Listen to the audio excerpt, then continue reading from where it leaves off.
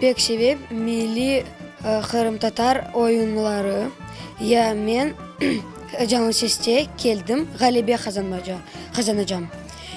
Ve men pek severim taşlama oyunu. Onu göstereceğim.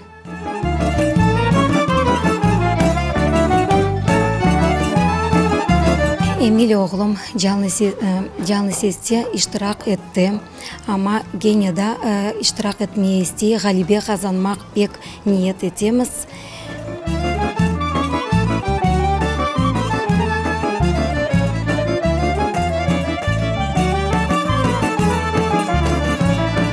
Canlı Ses — это конкурс талантов, где избираются самые талантливые дети и выигрывают в конкурсе. Я тоже талантливая, и поэтому тоже пришла участвовать в этом конкурсе.